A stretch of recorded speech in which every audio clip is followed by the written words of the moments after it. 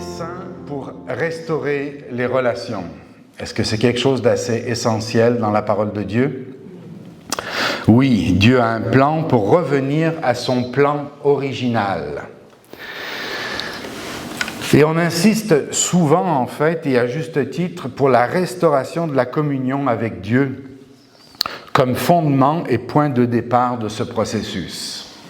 N'est-ce pas que toute chose commence par le message qu'il faut qu'on soit réconcilié avec Dieu, que notre relation avec Dieu soit restaurée. Restaurée pourquoi?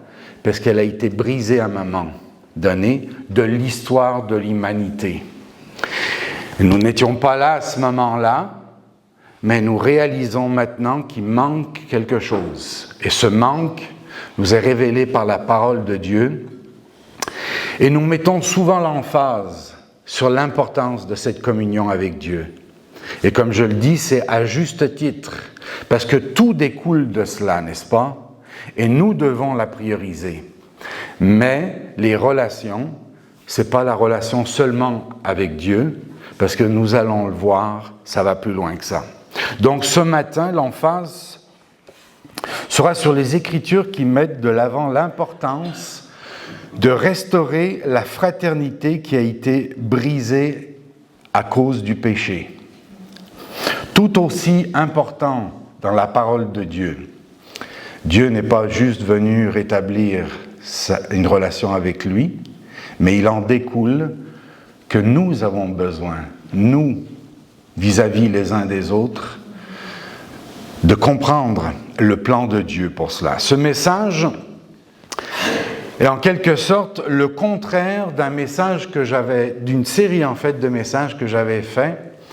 C'était le mal, origine, stratégie et finalité. Est-ce qu'il y en a qui se rappellent? Je voulais décrire par cela le dessein du mal. Satan a un plan, il a un dessein. Et nous avons creusé là-dedans que, à cause que le mal est entré dans le monde, tout est infecté. Tout est infecté par ce mal qui s'est répandu à travers le péché et qui est rendu jusqu'à nous.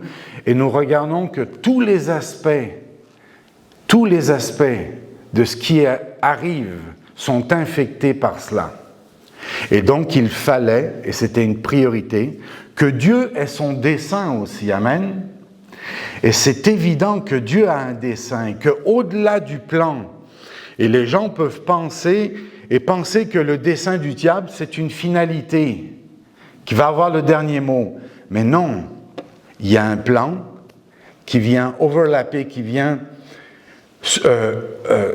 empêcher, n'est-ce pas, que son plan s'accomplisse ultimement, mais que c'est le plan de Dieu qui ultimement peut s'accomplir. Et ça dépend de vous et de moi, n'est-ce pas? Donc le titre de mon message ce matin, c'est « De la fraternité brisée à la fraternité restaurée ». Je vais commencer par expliquer comment le péché a brisé la première fraternité, c'est-à-dire celle de Abel et Caïn. Après la chute, Adam et Ève ont brisé la communion avec Dieu, n'est-ce pas? C'est ce qui représente donc la communion brisée avec Dieu. Cette relation est brisée premièrement avec Dieu. La brisure qui s'est ensuite étendue à la relation fraternelle entre Abel et Caïn. Le péché s'est infiltré, donc il a une conséquence après dans la fraternité des êtres humains, et c'est ici illustré par ce passage dans Genèse 4, au verset 8. Cependant, Caïn adressa la parole à son frère Abel. Mais comme ils étaient dans les champs, Caïn se jeta sur son frère Abel et le tua. L'Éternel dit à Caïn, « Où est ton frère ?» Il répondit, « Je ne sais pas. Suis-je le gardien de mon frère ?» Alors on voit ici, dès le début, la déresponsabilisation par rapport au plan de Dieu, n'est-ce pas? On sous-entend que Dieu s'attendait à ce que les frères soient responsables l'un vis-à-vis de l'autre, n'est-ce pas? C'est induit dans le message, et c'est normal parce que la communion aurait dû subsister, mais le péché est entré, donc le mal est entré. Première fraternité, premier meurtre. Mais c'est aussi en fait, et on regarde dans Hébreux 12, 24, et ce passage qui nous dit « Jésus est le médiateur de la nouvelle alliance et du sang de l'aspersion qui parle mieux que celui d'Abel. » Donc, ça veut dire que la situation avec Abel est une préfiguration de quelque chose. La mort d'Abel est une image de l'alliance fraternelle brisée. Et donc, si on le retranspose à l'époque de Jésus, ça veut dire que c'est l'histoire de ses frères les Juifs, qui étaient des religieux, qui ont tué leur frère Jésus. Donc, c'est une préfiguration ici, dans ce passage, entre Abel et Caïn. Voyez-vous que la parole de Dieu, donc, veut nous informer de ce qui allait venir déjà dans l'avenir, n'est-ce pas? Et que l'histoire nous le montre. Donc, plusieurs siècles après, effectivement, le sang serait versé et que les frères juifs ont supprimé celui qui offrirait l'offrande par son sang. Et ça débuterait une alliance. Alors déjà, ce texte nous parle de cette fraternité brisée. Donc le plan original était que tous les humains soient des frères, n'est-ce pas? C'était le plan de Dieu, que les êtres humains vivent dans une fraternité. Et pourquoi? Parce que Dieu, comme seul Père, de tous les êtres humains. Donc, nous aurions dû être des frères. C'était ça le plan et l'objectif au début de Dieu. N'est-ce pas? Est-ce qu'on est d'accord avec ça? Donc, c'est pour ça qu'on peut dire que la fraternité, à partir de ce moment-là, est brisée. Et les êtres humains, après cela, étaient dans un état de séparation vis-à-vis les uns des autres. Et c'est quelque chose qui s'est perpétué. Et si on regarde, par exemple, jusqu'à Noé, où les êtres humains ne faisaient que la violence. Et c'est pour ça que Dieu a recommencé ça à zéro.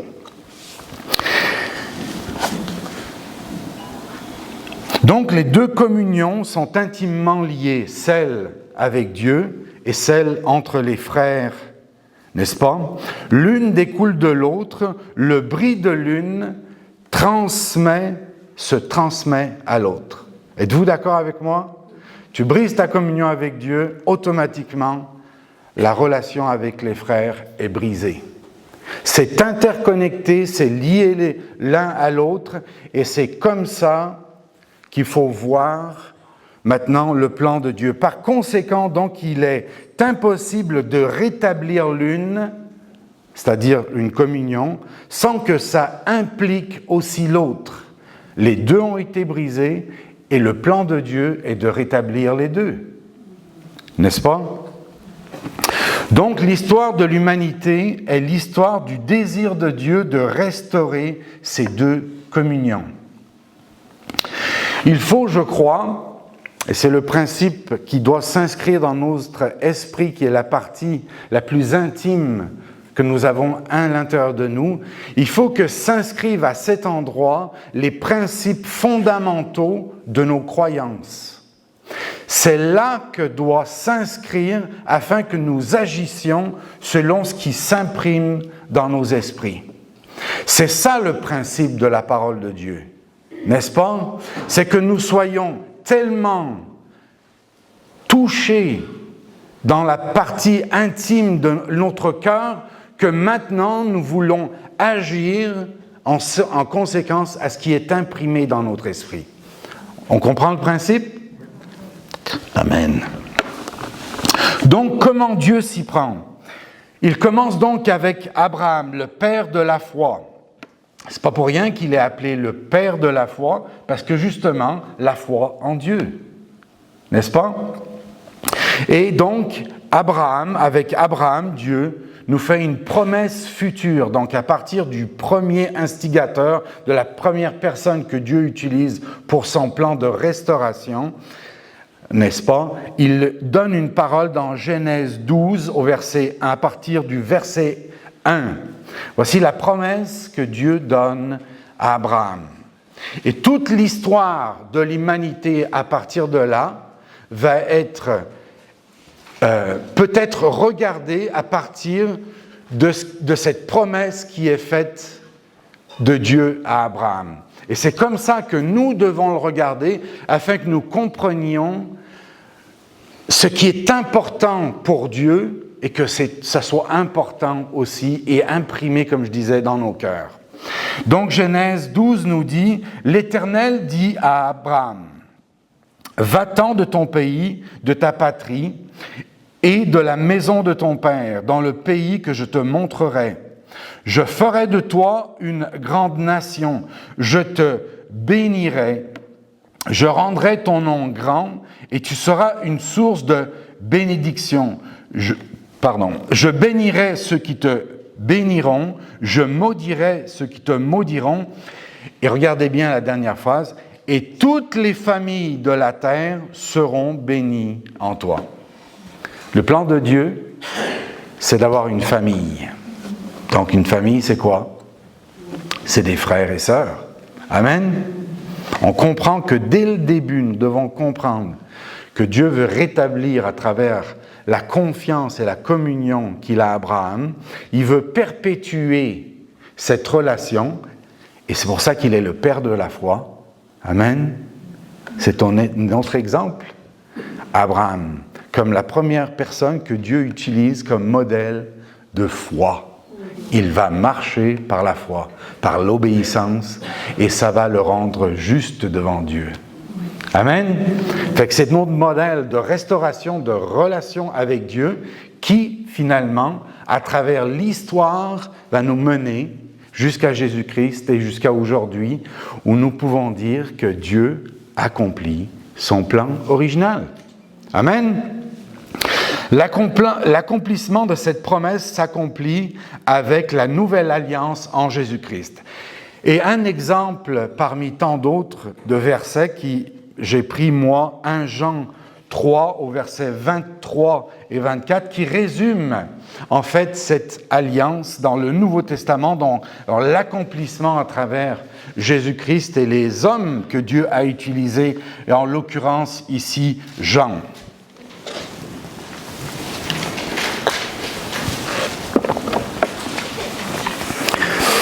Et c'est ici son commandement, évidemment, parlant de Dieu, que nous croyons au nom de son Fils Jésus-Christ et que nous nous aimions les uns les autres selon le commandement qu'il nous a donné.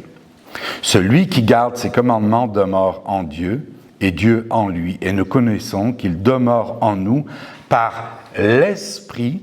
L'Esprit donc qui réunit, c'est ça que ça veut dire ici, par l'Esprit qui est capable de réunir les êtres humains ensemble, par l'Esprit qu'il nous a donné. Amen. On voit ici clairement le plan de Dieu par son alliance, n'est-ce pas? Quelle est notre réponse maintenant au dessein de Dieu pour chacun de nous qui reçoit cet appel? J'ai pris un passage qui définitivement va nous challenger. Dieu investit dans ses serviteurs et attend un retour sur son investissement. Je ne sais pas si vous me voyez venir, mais c'est dans Matthieu 25. Dans Matthieu 25, il y a une parabole assez spéciale de Dieu qui dit qu'il veut utiliser ses serviteurs. Et il dit comment il s'y prend. ce qu'il s'en va. Et donc au verset 14, Matthieu 25 au verset 14, et il dit, « Il en sera comme d'un homme qui, partant pour un voyage, appela ses serviteurs et leur remit ses biens. » Et ça continue un petit peu plus loin parce qu'on va se concentrer spécialement sur une personne qui reçoit un talon en particulier. C'est au verset 24, ça nous dit « Celui qui n'avait reçu qu'un seul talent s'approcha ensuite, donc pour rendre compte, et il dit « Seigneur, je savais que tu es un homme dur, qui moissonne où tu n'as pas semé et qui amasse où tu n'as pas vanné. » En d'autres mots, le serviteur sait que le monde entier aura à rendre des comptes. Il le sait, ce serviteur, mais il a une attitude qui ne reflète pas celle d'un serviteur, et c'est ça qu'on va voir au verset 25. Il dit « J'ai eu peur ». Ça veut dire qu'il dans la crainte, il a été terrifié. « Et je suis allé cacher ton talent dans la terre. » Et moi, si je regarde dans la terre, c'est quoi là? Parce que c'est vrai que c'est figuré, c'est symbolique. Dans la terre, et puis si je me fie sur d'autres passages et d'autres paraboles, la terre représente le cœur. C'est caché à l'intérieur et à cause de sa crainte, de sa peur. Voici, donc il doit rendre compte, voici, prends ce qui est à toi. Ça dit après au verset 26, « Et son maître lui répondit, « Serviteur méchant et paresseux. » Et la première chose que je dois faire quand je regarde ça, je dis, « Seigneur, combien de fois j'ai pu être paresseux par rapport à ton appel, par rapport à la responsabilité, par rapport à l'amour que représente le don que tu as mis en nous, et combien de fois j'ai pu manquer à cause justement de la peur, à cause de l'attitude du cœur. » Et ça, c'est ma première constatation. Il continue en disant « Tu savais que je moissonne où je n'ai pas semé, et que j'amasse où je n'ai pas vanné. Il te fallait donc remettre mon argent au banquier. » Et là, banquier, c'est bizarre parce qu'on parle d'argent. Les talents, on sait que c'est une figure de l'argent, ça représente de l'argent. Ils appelaient ça des talents à l'époque. Je me suis dit, mais c'est quoi banquier là? Pour le royaume de Dieu, qu'est-ce que peut représenter banquier? Puis, je me suis dit, est-ce que c'est pas l'Église? Parce que finalement, au bout du compte, ce que Dieu n'utilise pas, et puis son moyen, comme des banques, il y en a un petit peu partout, il y a des églises un petit peu partout. Est-ce que c'est pas justement l'Église? Investir son talent dans le lieu que Dieu nous a, qu'il bâtit de toute façon. Il a dit, je bâtirai mon Église, donc, est-ce que c'est pas dans l'Église? Bien sûr. Je déduis que, pour moi, en tout cas pour ma part, c'est dans l'Église qu'il faut investir son talent. Et à mon retour, j'aurais retiré ce qui est à moi avec un intérêt. Donc, Dieu veut faire valoir, n'est-ce pas? C'est pas juste donner quelque chose à quelqu'un, c'est l'intention de Dieu, c'est de faire valoir. Quand on investit, quand il compare ici à être un investisseur. Donc, il veut faire valoir le don, la grâce qu'il a mis à l'intérieur de chaque serviteur. Ça continue au verset 28 en disant « Ôtez-lui donc le talent et donnez-le à celui qui a 10 talents. » C'est pas intéressant qu'il a dit « Tiens, je te donne ton talent. » Et là, finalement, vu qu'il ne le veut pas, il le donne à celui qui en a 10. Mais celui qui en a 10, il ne l'a pas dit « Ah tiens, je te donne tes talents. » Ces talents sont à lui, il les garde. Et inversement, ce serviteur dit « Il est à toi, il n'est pas à moi. » Le don que Dieu nous a donné, est-ce que vous voulez le garder? Amen. Déjà, première constatation. Mais ce n'est pas intéressant? On veut faire valoir ce que Dieu met à l'intérieur de nous. On ne veut pas dire, je te le donne, c'est comme, quel genre de réaction, n'est-ce pas? Ça fait bizarre déjà, ça détonne par rapport à un serviteur. Au verset 29, il dit « Car on donnera à celui qui a, et il sera dans l'abondance, mais à celui qui n'a pas, on ôtera même ce qu'il a. » Donc, Dieu veut que ça se fructifie dans ceux qui mettent au service de Dieu.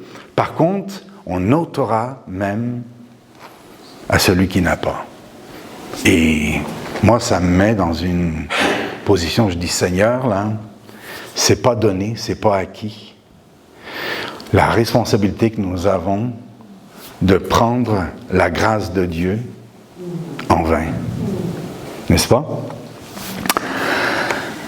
Et au verset 30, « Et le serviteur inutile, jetez-le dans les ténèbres dehors où il y a des pleurs et des grincements dedans. » La question qui tue, qui veut être perçu comme un serviteur inutile? Il n'y a pas de main qui se lève. Très heureux de le voir. Amen. Bien sûr, quand on lit ça, là, qui veut être un serviteur inutile? N'est-ce pas? On voit ce que le Seigneur nous demande ici, n'est-ce pas? On a une responsabilité. La différence entre cacher son talent et s'abaisser avec humilité. Justement, un petit peu avant, dans Matthieu 23, au verset 11, ça nous dit « Le plus grand parmi vous sera votre serviteur. Quiconque s'élèvera sera abaissé, et quiconque s'abaissera sera élevé. » Le serviteur qui a reçu un talent, lui, ne le met pas au service des autres. Et ici, ça dit que le plus grand est au service des autres. N'est-ce pas? Première constatation. Maintenant, voyons un petit peu les extrêmes de la chair. La chair a souvent des extrêmes. Et je vais le montrer ici. La première manifestation de la chair, donc, ce qu'on a vu, c'est d'enterrer. C'est la peur, c'est la lâcheté, crainte, la honte de l'Évangile, on peut dire même dans certains cas. Ne pas faire valoir le fruit qui est donné par sa grâce. Et je crois aussi que c'est le produit du caractère chrétien, le fruit de l'Esprit. Amen. C'est le caractère de Christ que Dieu veut investir en nous. Nous devons devenir comme lui. La deuxième manifestation de la chair, c'est ce qu'on venait de le voir précédemment, c'est de s'élever. Et dans Colossiens 2, 18, 19, je choisis ce passage pour illustrer comment peut se voiler l'orgueil de s'élever. Et ça nous dit qu'aucun homme sous une apparence d'humilité et par un culte aux anges ne vous ravisse à son gré le prix de la course, tandis qu'il s'abandonne à ses visions et qu'il est enflé d'un vain orgueil par des pensées charnelles. Voyez-vous, c'est intéressant ici que le passage met le contraste. Il y a des gens qui définitivement, on peut voir leur orgueil. Mais dans ce passage ici, puis quand c'est évident, merci Seigneur, on voit tel prédicateur, on voit l'attitude orgueilleuse, la vanité, on peut le voir. Dans d'autres cas, il peut y avoir une apparence d'humilité, mais qui cache une attitude vaine et orgueilleuse. Donc la deuxième attitude, c'est une fausse humilité, une fausse modestie, présomption, être borné, hautain. Qu'est-ce que ça crée par rapport à l'autre? C'est des divisions. N'est-ce pas que le fruit de cela, c'est des divisions? Alors par rapport au sujet qu'on amène aujourd'hui, de la fraternité brisée à la fraternité restaurée, est-ce qu'on veut ça dans l'Église? Seigneur, garde-nous et de reconnaître afin que ton Église ne puisse pas être endommagée par ce genre d'attitude. Donc, la première extrême de la chair, c'est ne pas mettre au service des autres la grâce qu'on a reçue et de la cacher. La deuxième attitude, c'est on met au service des autres un esprit de division. Est-ce que c'est mieux? Est-ce qu'il y en a un qui est mieux que l'autre? À vous de juger. N'est-ce pas? Mais évidemment, les deux ne sont pas corrects. Un exemple de serviteurs qui, selon moi, ont reçu 5 talents. On n'a pas parlé de ça jusqu'à présent, mais vous savez que la parabole parle. Et puis il y a même une autre parabole dans Luc qui dit 10 mines, 5 mines, je crois, puis une mine. Ici, c'est 5, 2, 1. Pour moi, Paul est un représentant de quelqu'un qui a reçu 5 talents. Pour moi, Paul est vraiment un modèle. Alors donc, je voudrais démontrer la crédibilité du ministère de Paul. Et ça nous dit donc au début de son appel, dans Galates 1, 15, 16, ça nous dit comment il a reçu au début cet appel de Dieu. Et ça nous dit, mais lorsqu'il plut à celui qui m'avait mis à part dès le sein de ma mère et qui m'a appelé par sa grâce de révéler en moi son Fils, afin que je l'annonçasse parmi les païens. Est-ce qu'on se rappelle que Paul est la personne qui a été choisie pour annoncer cette bonne nouvelle aux païens? Et que c'est pour ça, entre autres, qu'on est ici aujourd'hui. Aux païens, aussitôt, dit-il, je ne consultais ni la chair ni le sang. Qui croit que c'est un bon départ? Amen? C'est pas mal un bon départ. Maintenant, sa compréhension qu'il avait de la marche par l'Esprit. 1 Corinthiens 2, 12. Donnez quelques secondes pour vous rendre. Et ça nous dit, « Or nous n'avons pas reçu l'Esprit du monde, mais l'Esprit qui vient de Dieu, afin que nous connaissions les choses de Dieu, que Dieu nous a données par sa grâce. Et nous en parlons non avec un discours qu'enseigne la sagesse humaine, mais avec ceux qu'enseigne l'Esprit, employant un langage spirituel pour les choses spirituelles, mais l'homme animal, donc la personne qui n'est pas sauvée, ne reçoit pas les choses de l'Esprit de Dieu, car elles sont une folie pour lui, et il ne peut les connaître, parce que c'est spirituellement qu'on en juge. L'homme spirituel, au contraire, juge de tout. Il n'est lui-même jugé par personne, car qui a connu la pensée du Seigneur pour l'instruire? Or, nous avons la pensée de Christ. Pour moi, frère, ce n'est pas comme à des hommes spirituels que j'ai pu vous parler, mais comme à des hommes charnels, comme à des enfants en Christ. Je vous ai donné du lait et non de la nourriture solide, car vous ne pouviez pas la supporter et vous ne le pouvez pas même jusqu'à présent. Ici, on voit le contraste entre la marche spirituelle, un homme spirituel qui marche avec Dieu, versus les Corinthiens, que c'est connu que c'était une église charnelle. C'était des gens qui n'avaient pas encore la maturité en plus qu'ils devaient avoir, selon la propre description de Paul. N'est-ce pas? Donc, est-ce qu'il s'élève? Non, il fait juste dire les faits. Parce qu'il y avait de la division, parce qu'il y a toutes sortes de disputes, eh bien, il dit, vous ne marchez pas comme des hommes spirituels, mais comme des hommes charnels, n'est-ce pas? Le combat pour la crédibilité de Paul, 1 Corinthiens 9, 27, donc un petit peu plus loin. Pour voir comment Paul était un homme qui voulait accomplir son ministère et être fidèle dans toutes circonstances. Mais je traite durement mon corps et je le tiens assujetti, de peur d'être moi-même rejeté après avoir prêché aux autres. Est-ce qu'il était sérieux avec son appel? Oui. Est-ce qu'il le prenait pour acquis? Le privilège de recevoir 5 talents. Savez-vous que Paul a écrit le 2e livre aux Corinthiens, entre autres, pour défendre son ministère?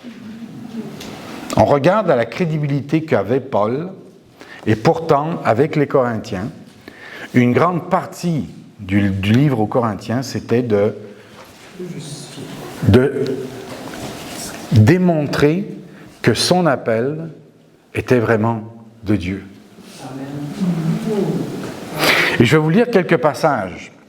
2 Corinthiens 4, au verset 4, justement, ça nous dit « Mais nous nous rendons à tous égards recommandables, comme serviteurs de Dieu, par beaucoup de patience dans les tribulations, dans les calamités, dans les détresses, sous les coups, dans les prisons, dans les troubles, dans les travaux, dans les veilles, dans les jeûnes, par la pureté, par la connaissance, par la longanimité, par la bonté, par un esprit saint, par une charité sincère, par la parole de vérité, par la puissance de Dieu, par les armes offensives et défensives de la justice, au milieu de la gloire et de l'ignominie, au milieu de la mauvaise et de la bonne réputation, étant regardé comme imposteur, quoique véridique.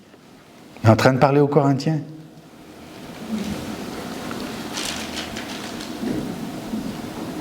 Était-ce de la prétention que Paul avait? Est-ce qu'il était prétentieux? Non, il était dans une situation, il fallait qu'il démontre aux Corinthiens que c'était un vrai appel de Dieu. Ça continue dans 2 Corinthiens 12, verset 11. Et il dit, j'ai été insensé.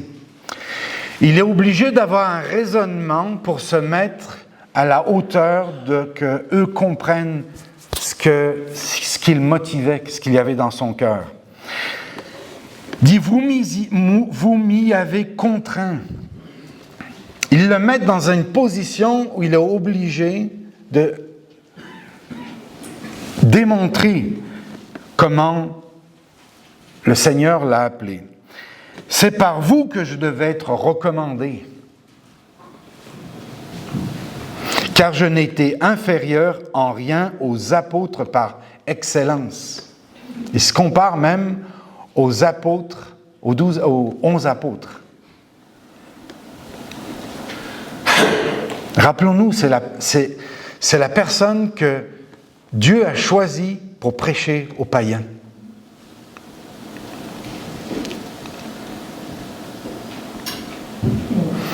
Et il dit, quoique je ne sois rien. Est-ce qu'il le fait par orgueil? Non, il le fait par humilité. Et un petit peu avant, dans 2 Corinthiens 10, au verset 2, dit « Je vous prie, lorsque je serai présent, de ne pas me forcer à recourir avec assurance à cette hardiesse. » Parce qu'encore une fois, on remettait en cause. « Dont je me propose d'user contre quelques-uns qui nous regardent comme marchands selon la chair. » Wow! Nous, c'est facile, on regarde 2000 ans plus tard, on dit les Écritures sont inspirées de Dieu. OK? Mais voilà Paul, son ministère. Donc, quelques questions que je vais vous poser. Est-ce qu'avoir beaucoup de dons amène automatiquement la reconnaissance? Regarde, Paul, malheureusement, c'est triste. Et puis, je ne veux même pas prendre Jésus comme exemple. Est-ce que Paul aurait voulu que les Corinthiens reconnaissent l'œuvre de Dieu au travers de lui? Était-il indifférent à leur comportement? Non. Est-ce que les chrétiens charnels de Corinthe reconnaissaient Paul comme un conducteur marchant par l'esprit? Malheureusement, non. Voyez-vous dans quelle situation on se retrouve?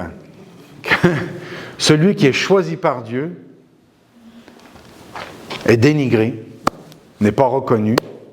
Et puis comme on le voyait dans la dernière semaine, très souvent à notre époque, c'est des hommes qui prêchent des fausses doctrines que tout le monde suit. Elle est belle l'Église, hein? Maintenant, un passage qui décrit bien les responsabilités du service fraternel dans l'Église locale, après avoir regardé à Paul et à l'exemple de Paul et au défi que ça relevait de vouloir servir Dieu. Dans 1 Thessaloniciens 5, à partir du verset 11, pour moi, ce passage capsule bien, en quelques versets seulement, tout ce que ça comporte, le fonctionnement de l'Église. C'est pour ça que je l'ai choisi. Et ça me dit, c'est pourquoi exhortez-vous réciproquement et édifiez-vous les uns les autres comme en réalité vous le faites. Ah, déjà là, c'est Alléluia, n'est-ce pas? Parce qu'il parle aux Thessaloniciens. Dans cette Église, effectivement, il y avait du fruit qui ressortait. N'est-ce pas? Ça dit au verset 12, « Nous vous prions, frères, d'avoir de la considération pour ceux qui travaillent parmi vous, qui vous dirigent dans le Seigneur et qui vous exhortent. » Ayant vécu ce qu'il a vécu, Paul, n'est-ce pas? Bien sûr, il dit « Encouragez ceux qui vous dirigent, vous devez travailler en unité, n'est-ce pas? Ayez pour eux beaucoup d'affection à cause de leur œuvre. » En gros, ne faites pas comme les Corinthiens. N'est-ce pas? Par la bande, c'est ça qu'on peut, en tout cas, déduire. Puis évidemment, soyez en paix entre vous, parce que quand on se comporte bien dans nos relations les uns les autres, qu'est-ce que ça amène? Ça amène de la paix. Nous vous en prions, frères, avertissez ceux qui vivent dans le désordre, la grande responsabilité qu'il y a au sein de l'Église et des conducteurs, consolez ceux qui sont abattus, supportez les faibles, usez de patience envers tous. Prenez garde que personne ne rende à autrui le mal pour le mal, mais poursuivez toujours le bien, soit entre vous, soit envers tous. Je crois que ce que ça veut dire ici, c'est aimer vos ennemis, n'est-ce pas? Parce qu'au bout du compte, si Dieu veut restaurer la fraternité, c'est à travers l'amour pour les ennemis que nous allons pouvoir être capables de le faire. N'est-ce pas? Dieu veut avoir un seul peuple, une seule Église, oui, universelle, mais dispersée partout dans le monde à travers des églises locales. N'est-ce pas? Et c'est à travers l'amour pour nos ennemis que tranquillement se joignent à l'Église un plus grand nombre, afin que ça reflète de plus en plus l'objectif que le Seigneur s'est donné d'accomplir à travers vous et moi.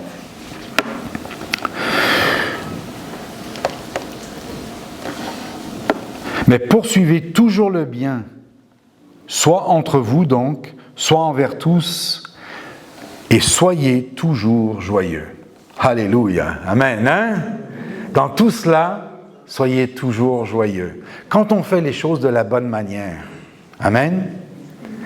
Quand on reprend, quand il y a du désordre, et qu'on veut que ça fonctionne bien, et qu'on règle les situations afin qu'on ait tous le même objectif d'être un parfum de bonne odeur dans nos attitudes les uns avec les autres, mais il y a toutes les raisons d'être joyeux. Amen. Paul est l'exemple de son service pour l'Église d'Éphèse. On va faire une petite chronologie ici, parce que j'ai découvert quelque chose que je veux vous partager. C'est que dans les voyages missionnaires de Paul, voici l'exhortation de Paul à son départ de justement, on va prendre l'Église d'Éphèse, dans les Actes. Lors de son 3e voyage missionnaire, autour des années 54 et 57, que nous disent les historiens, Paul fait une prophétie à l'église d'Éphèse dans Actes 20, 29 et 30. Il est en train de quitter l'église, donc comme je disais, c'est son 3e voyage, il s'en va, il quitte l'église, il ne va pas les revoir. Et là, il va dire quelque chose, après avoir passé 3 ans à cet endroit. Il dit « Je sais qu'il s'introduira parmi vous, après mon départ, des loups cruels qui n'épargneront pas le troupeau. » On peut dire que c'est une prophétie, n'est-ce pas? Et qu'il s'élèvera au milieu de vous des hommes qui enseigneront des choses pernicieuses, donc qui détournent pour entraîner, c'est-à-dire attirer les disciples après eux. Fait que ça, c'est quand il s'en va, il a dit « je ne vous reverrai pas ». Mais par exemple, plus tard et en prison, autour des années 62, donc on avait dit 54 à 57, 62 à peu près 5 ans plus tard, Paul écrit une lettre aux Éphésiens, justement. C'est Paul qui l'écrit, donc on peut comprendre que lui, là, on n'est pas dans l'histoire, mais lui, il avait passé 3 ans, maintenant, plus tard, il écrit une lettre aux Éphésiens. Est-ce qu'il est probable que la lettre aux Éphésiens qui a été écrite 5 ans plus tard ait pour souci de prévenir au sujet de ce qu'il avait annoncé dans ce verset? Il y a des bonnes chances, n'est-ce pas? Parce qu'il écrit une lettre après, puis il dit, il va y avoir des choses qui vont se passer dans l'Église et vous allez être assaillis par des mauvais enseignements. Quelques indices qui nous éclairent sur cette lettre. Éphésiens 4, 14. On va être un petit bout dans Éphésiens. Et ça nous dit, au verset 14, ça nous dit, « Afin que nous ne soyons plus des enfants flottants, emportés à tout vent de doctrine par la tromperie des hommes et par leurs ruses et leurs moyens de séduction. » Est-ce que ça se peut que ça avait rapport avec la prophétie qu'il avait amenée? Il y a des bonnes chances. Et un petit peu plus loin, au verset 20, de verset 20 à 24, on dit « Mais vous, ce n'est pas ainsi que vous avez appris Christ, du moins vous l'avez entendu, et si conformément à la vérité qui est en Jésus, c'est en lui que vous avez été instruits à vous dépouiller, eu égard à la vie passée, du vieil homme qui se corrompt par les convoitises trompeuses, et à être renouvelé dans l'esprit de votre intelligence, et revêtir l'homme nouveau, créé selon Dieu dans une justice et une sainteté que produit la vérité.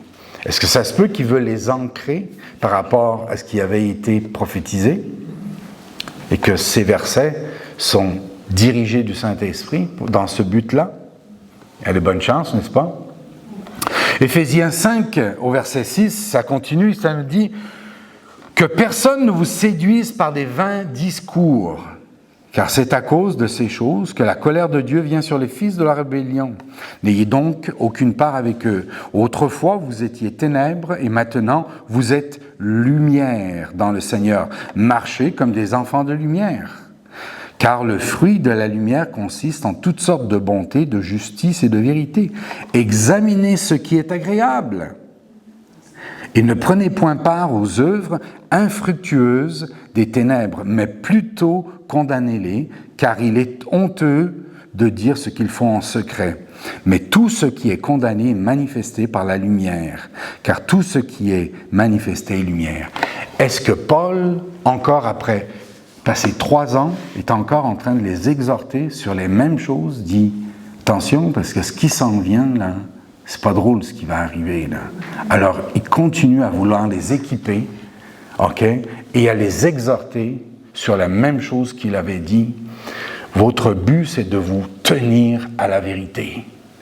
C'est de rester fidèle à tout ce que je vous ai dit, et je vous exhorte encore sur les mêmes choses. Ultimement, quelle exhortation Paul a donnée pour empêcher qu'il s'infiltre des sectes et des doctrines pernicieuses? Et j'ai choisi encore une fois dans Éphésiens 4, 25, un passage qui décrit bien, je crois aussi. C'est pourquoi renoncez au mensonge et qu'à chacun de vous parle selon la vérité à son prochain. Voyez-vous la responsabilité que nous avons à l'intérieur de l'Église pour pas que ces choses elles s'infiltrent à l'intérieur de nous, de l'Église. Car nous sommes membres les uns des autres. Fraternité, n'est-ce pas? Car si vous vous mettez en colère, ne péchez point, que le soleil ne se couche pas sur votre colère, et ne donnez point accès au diable, que celui qui dérobait ne dérobe plus, mais plutôt qu'il travaille en faisant de ses mains ce qui est bien,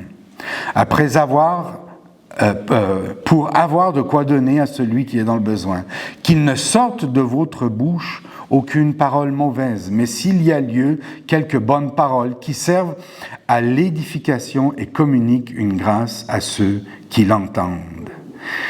Est-ce que Paul se soucie de la communion pour pas que ces choses entrent dans l'Église? C'est ça qu'il est en train de leur dire. Si vos comportements vont refléter toutes les exhortations que je vous ai données, il n'y a rien qui peut s'infiltrer. N'attristez pas le Saint-Esprit par lequel vous avez été scellés pour le jour de la rédemption. Que toute amertume, toute animosité, toute colère, toute clameur, toute calomnie et toute espèce de méchanceté disparaissent du milieu de vous. Soyez bons les uns envers les autres, compatissants, vous pardonnant réciproquement comme Dieu vous a pardonné en Christ. Devenez donc les imitateurs de Dieu comme des enfants bien-aimés.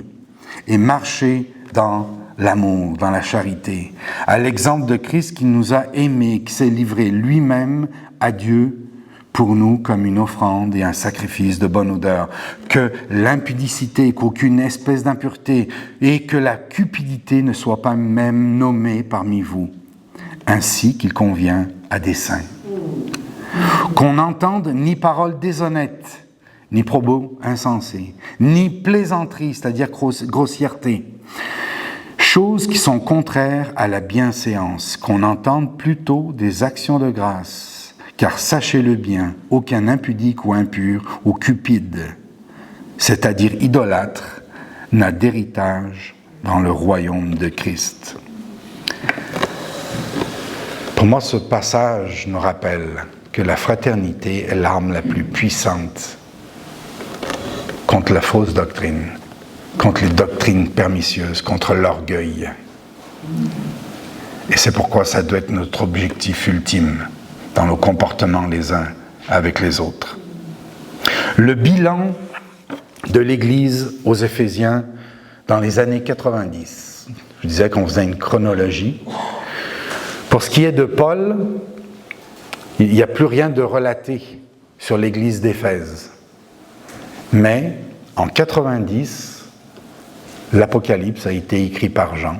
Et dans le chapitre 2, il y a une chronologie, une suite des événements qui nous parle de l'Église d'Éphèse. Et là, on va voir, finalement, au bout du compte, 60, la lettre est, dans les années 60, 90, 30 ans plus tard, qu'est-ce qu'il en est? Qu'est-ce qui s'est passé dans cette Église? N'est-ce pas? Donc, Jean, dans Apocalypse 2, au verset 1, nous dit « Je connais tes œuvres ». Au verset 2, excusez-moi. « Je connais tes œuvres, ton travail et ta persévérance. Je sais que tu ne peux supporter les méchants et que tu as éprouvé ceux qui se disent apôtres qui ne le sont pas, et que tu les as trouvés menteurs. » Alléluia! Amen! Parce que ce qu'il disait, Paul, ce qu'il leur dit, il y a une secte, il y a des gens qui vont vouloir s'infiltrer. Voyez-vous? Ils ont tenu. Le passage nous dit que 30 ans plus tard, eh bien, effectivement, ils ont tenu coup. Et définitivement, ils n'ont pas laissé des faux apôtres, des faux enseignements, et ils ont tenu tête. Et on peut dire Alléluia, n'est-ce pas? Amen, sur ce point-là. Mais le passage continue. Il dit que tu as eu, en parlant à l'Église, que tu as eu de la persévérance, que tu as souffert à cause de mon nom, et que tu ne t'es point lassé. Mais, et il y a un mais, ce que j'ai contre toi, c'est que tu as abandonné ton premier amour. Souviens-toi donc d'où tu es tombé, repens-toi et pratique tes premières œuvres. Sinon, je viendrai à toi, j'ôterai ton chandelier de sa place, à moins que tu ne te repentes. Ouh! Là, on était monté, là, puis merci Seigneur, c'est merveilleux. Définitivement, il n'est pas arrivé ce qui avait été prophétisé. Puis là, on se dit, waouh, merci Seigneur. Donc, il est possible de résister, de tenir le coup, parce qu'ils ont été avertis, n'est-ce pas? Mais il y a un mais. Voilà, à travers ce que j'ai amené jusqu'à maintenant, qu'est-ce que nous devons comprendre par le premier amour? Qu'est-ce qui a été abandonné vraiment? Et là, je vais vous amener justement encore à 1 Jean 4, 19. Parce que c'est vrai que ce n'est pas très explicite, le passage ne dit pas super distinctement, mais voilà moi ce que je crois. Parce que si on dit que les deux commandements sont indétachables et qu'ils sont reliés l'un à l'autre, celui de la communion avec Dieu et la communion avec des frères, voici ce que je crois, ce que ça veut dire. Donc 1 Jean 4, 19 à 21. Pour nous, nous l'aimons parce qu'il nous a aimés le premier. Et comme j'avais dit, je crois que c'est la semaine dernière, nous ne pouvons pas l'aimer en premier. Si nous croyons que nous avons aimé Dieu, sans que nous avons compris qu'il nous a aimés par son sacrifice et qu'il est mort pour nous, c'est un amour religieux. C'est seulement par le sacrifice de Christ et parce qu'il nous a aimés le premier qu'on peut répondre à cet amour. C'est ça le vrai amour, et tous nous le savons à l'intérieur de nous, que c'est ça. C'est quand tu donnes ta vie pour quelqu'un, tu démontres vraiment l'amour, n'est-ce pas? Et donc ça ne s'arrête pas là. Si quelqu'un dit « j'aime Dieu » et qu'il haïsse son frère, c'est un menteur, car celui qui n'aime pas son frère qu'il voit, comment peut-il aimer Dieu qu'il ne voit pas? Et donc ce qui suit, et nous avons de lui ce commandement, que celui qui aime Dieu aime aussi son frère. Je crois que c'est ça le premier amour. Le premier amour ne se distingue pas de cet amour qui a été donné pour nous. Parce que Dieu veut restaurer les relations fraternelles. C'est pas juste la relation avec lui, c'est qu'il veut que sur terre, il y ait une famille qui le représente dans l'amour que nous avons les uns pour les autres.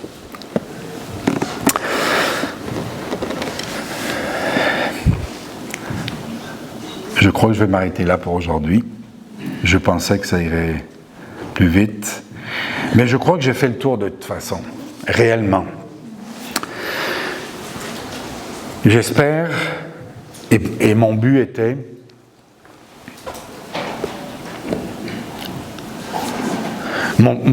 de nous rappeler que la promesse d'Abraham qui a été faite à Abraham s'est accomplie.